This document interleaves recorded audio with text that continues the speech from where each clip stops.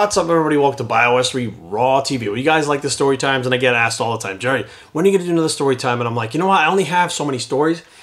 So tonight we're going to do story time, but tonight is a very special story time. It's not your average story time. So I've never done this before, so it's kind of something new. But first of all, just let me say right off the bat, right now, happy birthday, Henry.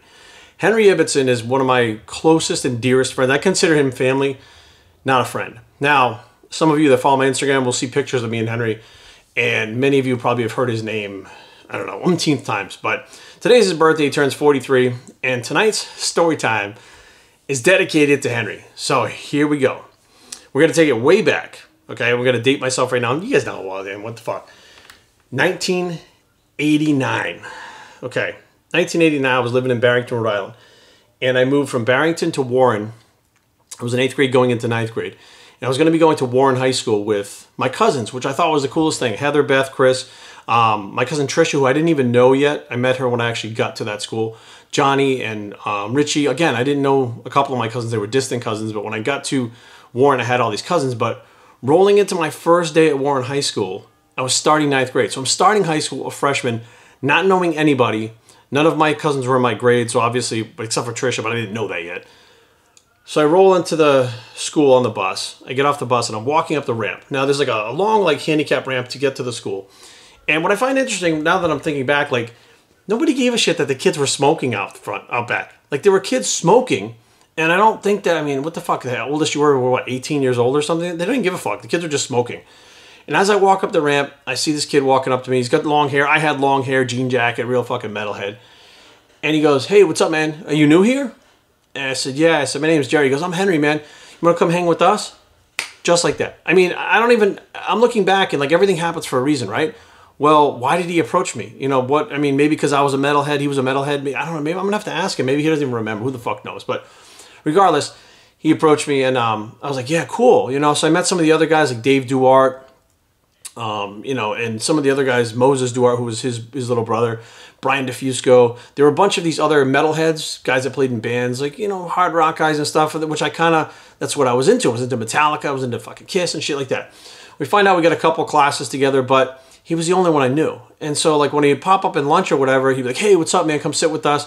And, like, immediately from the first day, that was it. It was like Henry and Jerry. Like, if anybody from our high school is watching this right now, Henry and Jerry was like one word. It was basically one name. It wasn't even like two people. It was like Henry was there. Well, if he was there, Jerry was probably there, and they got in trouble together. They got fucked up together. So bottom line is we're off and running, and he became not just, again, my best friend, but like family. You know, like he lived with us before when, you know, him and I got out of high school. We, you know, I just look back and I'm like, it's amazing that being so scared walking into that school that day, right off the bat, I met someone who would not just stick up for me when I needed someone to stick up for me, but be there when I needed someone to be there, and just always have my fucking back, no matter what.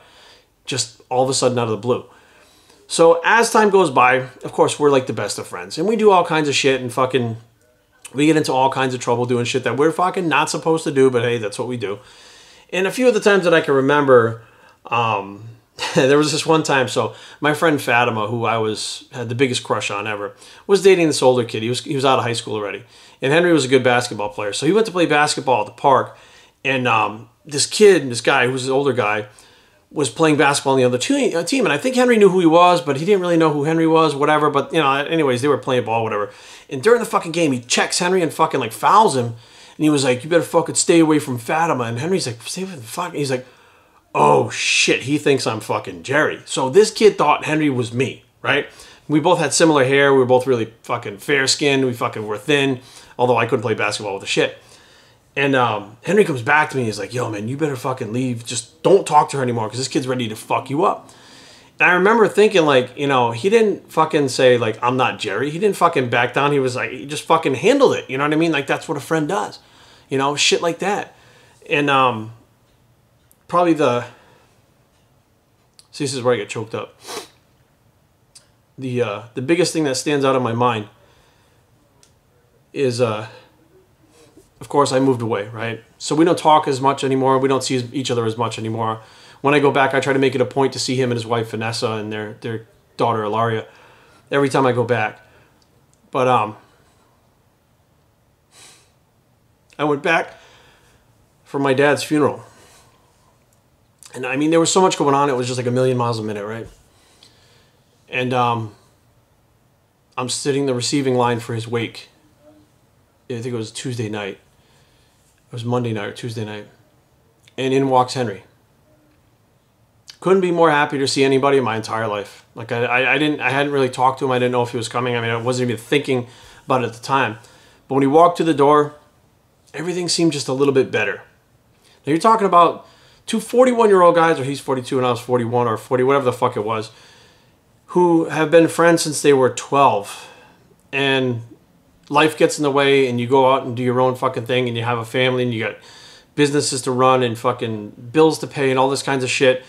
But when it came down to brass tacks again, right? So many years later, there he was when he walked through the door. There's Henry. Like, no time had passed, you know, like, and it was like, my mom was happy to see him. My brother was happy to see him. Like, you know, in general, my family in general, because they knew who he was. You know, he looks exactly the same. He hasn't fucking aged since high school. I don't know how he's still got all his hair, no gray hair. I don't know what the fuck's going on. Made a deal with the devil, apparently.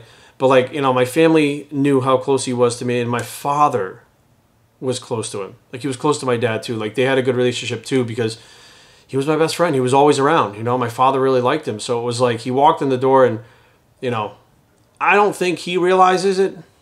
Maybe when he sees this, he will. But I could never repay him for that night. The night that he walked in, I mean, all the shit we got into together. Another story, we're going to go back. This is like a little better times. Where I was dating this girl and I wanted to cook her dinner. This is in high school. I think we were a junior in high school.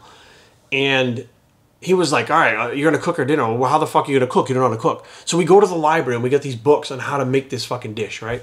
And I do all this fucking cooking and stuff. I'm like, all right, cool. She's coming over in a little bit, man. My parents were away. They went away on a trip. They took my brother. I had the house to myself. She's coming over for dinner. This is going to be fucking so cool, whatever, whatever. She gets there. Henry leaves. She gets there. And she's like, well, I'm not hungry. And I was like, okay. And she's like, well, I got to go. And she fucking left. Like, I didn't know what the fuck was going on. And here I am sitting here. I got the plates out. The fucking food's ready. I got a nice shirt on.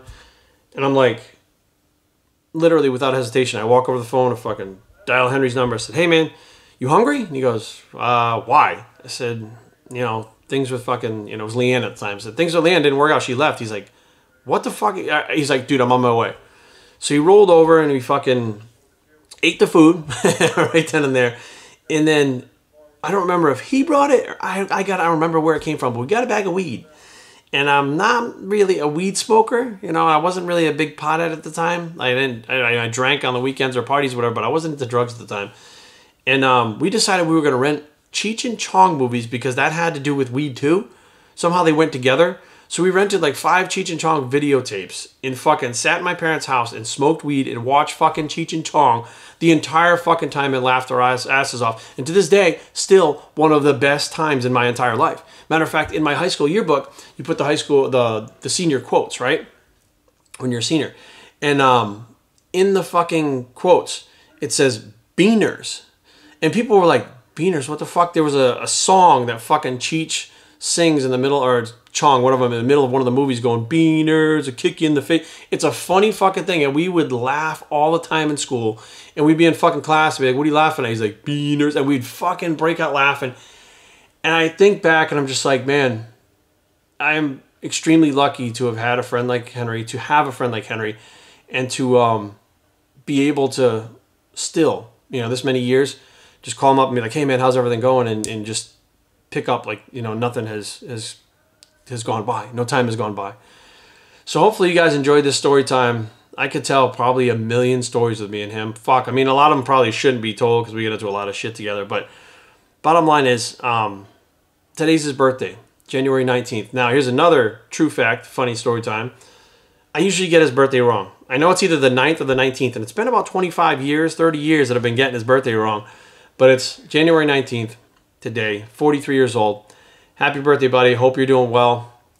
And I'll see you soon. BioStrengthTraining@gmail.com. Leave comments down below, but don't fight. www.biostrength.com's blog. It's a 43, Jesus Christ, bicep, and we are out.